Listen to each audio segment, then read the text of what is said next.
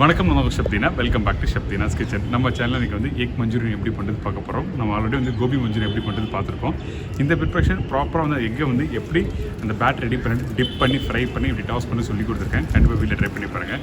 அது மட்டும் இல்லை, இன்னொரு முக்கியமான விஷயம், நம்ம பண்ணுறது இண்டோ சைனீஸ் ஸ்டைல் ப்ரிப்ரேஷன். அதாவது எப்படி கேட்டிங்கன்னா, இந்த நம்ம பண்ணுறது வந்து அந்த இந்தியன் அண்ட் சைனீஸ் டுகெதராக ரெண்டும் சேர்ந்து பண்ணுறது தான் இண்டோ சைனீஸ் சொல்லுவாங்க.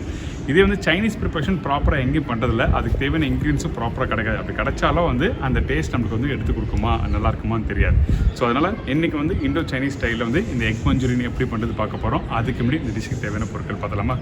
எக் மஞ்சூரியன் தேவையான பொருட்கள்: முட்டை 6 நம்பர், நறுக்கிய இஞ்சி 3/4 டீஸ்பூன், நறுக்கிய பூண்டு 3/4 டீஸ்பூன், நறுக்கிய பச்சை மிளகாய் 1 டீஸ்பூன், பெரிய வெங்காயம் 1, soya sauce 1/2 table spoon, cornflour 3 table spoon, vinegar 2 table spoon, tomato ketchup 3 table spoon, red chilli sauce 1/2 table spoon, உப்பு தேவையான அளவு, எண்ணெய் ஃப்ரை பண்ணுறதுக்கு தேவையான அளவு, ஸ்ப்ரிங் ஆனியன் சிறிதளவு, மைதா 1 டேபிள் ஸ்பூன், சுகர் சிறிதளவு, ஒயிட் பெப்பர் 1/4 டீஸ்பூன். இதாங்க இந்த ப்ரிப்பரேஷன் தேவையான பொருட்கள். இப்போ ஒரு சின்ன பவுல் எடுத்துக்கோங்க. இப்போ வந்து இந்த எக் மஞ்சூரியனுக்கு வந்து பேட்டர் ரெடி பண்ண போகிறோம்.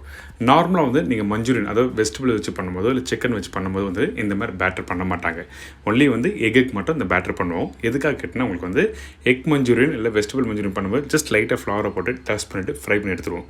ஆனால் இந்த எக்கை வச்சு நீங்கள் ஃப்ரை பண்ணும்போது உங்களுக்கு வந்து இந்த மாதிரி ஃப்ளவர் போட்டு டஸ்ட் பண்ணால் உங்களுக்கு வந்து முட்டை உடஞ்சிரும். அதனால தான் பேட்டர் ரெடி பண்ணிவிட்டு அதுக்கப்புறம் முட்டை அதில் டிப் பண்ணி ஃப்ரை பண்ணி எடுப்போம். இப்போது இந்த பவுலில் வந்து கார்ன்ஃப்ளவர், மைதா, சால்ட், வினிகர், அதுக்கப்புறம் இந்த சோயா சாஸ் இதெல்லாம் போட்ட பிறகு கொஞ்சம் லைட்டாக தண்ணி ஆட் பண்ணுறேன். தண்ணி ஆட் பண்ணிவிட்டு இந்த மாதிரி எல்லாத்தையும் நல்லா திக்காக ஃபஸ்ட்டு மிக்ஸ் பண்ணுங்கள். எடுத்த உடனே தண்ணி அதிகமாக ஆட் பண்ண வேண்டாம். தண்ணி அதிகமாக ஆட் பண்ணால் உங்களுக்கு வந்து கெட்டியாக வந்துடும். கெட்டியாக இருந்தாலும் உங்களுக்கு மிக்ஸ் பண்ணுறது கொஞ்சம் கஷ்டமாக இருக்கும். அதனால தான் தெளிவாக சொல்கிறேன். ஃபஸ்ட் நல்லா ஈஸியாக இப்படி நல்லா திக்காக மிக்ஸ் பண்ணுங்கள். அதுக்கப்புறம் தேவையான அளவுக்கு தண்ணி ஆட் பண்ணி செமி லிக்யூடாக இருக்கணும். அதாவது செமி கிரேவி சொல்லுவாங்களா, அந்த மாதிரி டெக்ஸ்சருக்கு நீங்கள் கரெக்டாக வந்து மிக்ஸ் பண்ணி எடுத்துருங்க.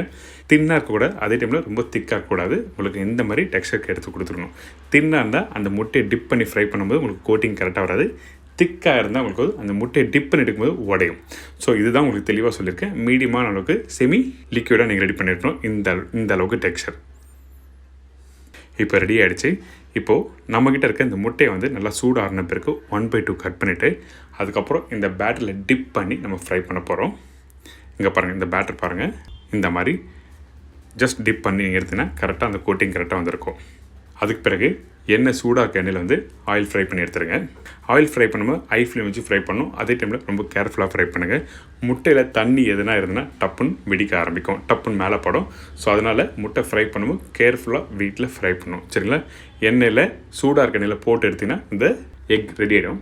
இப்போ பார்த்தீங்களா, இந்த முட்டை ரெடி ஆகிடுச்சு. இப்போ ஃப்ரை பண்ணி எடுத்தாச்சு. நல்லா கிறிஸ்பியாக அந்த மேல் லேயர் வந்து நல்லா தின்னாக கோட்டிங் ஆகிருக்கும், அதிகமாக திக்காக இருக்காது. ஸோ இப்போது இன்னொரு பேனில் வந்து நம்ம என்ன பண்ணுறோன்னா, ஃபஸ்ட்டு ஒரு 2 டேபிள் ஸ்பூனுக்கு எண்ணெய் ஆட் பண்ணியிருக்கேன். அதுக்கப்புறம் நிறைய பொடிசாக கட் பண்ணி வச்சுருக்கேன் இந்த பூண்டு, இஞ்சி, பச்சை மிளகாய். இஞ்சி, பூண்டு, பச்சை மிளகாய் போட்ட பிறகு லைட்டாக சோத்தே பண்ணுங்கள். நீங்கள் இஞ்சி, பூண்டு, அது பச்சை மிளகாய் வந்து நீங்கள் கொஞ்சம் லைட்டாக அதிகமாக ஆட் பண்ணியிருப்போம். அதாவது 1 டீஸ்பூன் அளவுக்கு ஆட் பண்ணியிருப்போம்.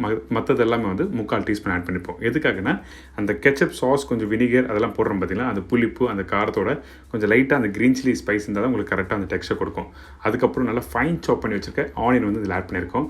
உங்களுக்கு அந்த செமி கிரேவி ப்ரிப்பரேஷன் டெக்ஸ்சர் கொடுக்கறதுக்கு வந்து ஆனியன் ரொம்ப இம்பார்ட்டன்ட். அதனால் வந்து ஆனியன் ஆட் பண்ணியிருக்கோம். அந்த கோல்டன் ப்ரௌன் கலர் லைட்டாக வர டைமில் நம்மக்கிட்ட இருக்க இந்த கெச்சப், அதுக்கப்புறம் சில்லி சாஸ் ஆட் பண்ணுறோம். ரெட் சில்லி சாஸ் ஆட் பண்ணுறோம். இந்த சில்லி சாஸ் வந்து நீங்கள் கடையில் கண்டிப்பாக கிடைக்கும். இந்த பாட்டிலோட காஸ்ட்டு பார்த்தீங்கன்னா நீங்கள் ஒரு 40 to 50 ருபீஸாக இருக்கும். அதுக்கு பிறகு சோயா சாஸ், வினிகர் ஆட் பண்ணியிருக்கேன். இதெல்லாம் ஆட் பண்ண பிறகு ஜஸ்ட் லைட்டாக ஒரு நிமிஷம் நீங்கள் வந்து அந்த சாஸோட அந்த ஆனியன், இஞ்சி, பூண்டு, பச்சை மிளகாய் இது எல்லாத்தையும் வந்து ஜஸ்ட் லைட்டாக டாஸ் பண்ணிவிட்டு அதுக்கப்புறம் தண்ணி கொஞ்சம் லைட்டாக ஆட் பண்ணி கொஞ்சம் லைட்டாக குக் பண்ணுங்கள். இந்த குக் பண்ணுற டைமிங் பார்த்தீங்கன்னா ஜஸ்ட் 1 நிமிஷம் தான் இருக்கும், அதிகமாக குக் பண்ண வேண்டாம். அதுக்கப்புறம் லைட்டாக பிஞ்சு சுகர் ஆட் பண்ணுறோம்.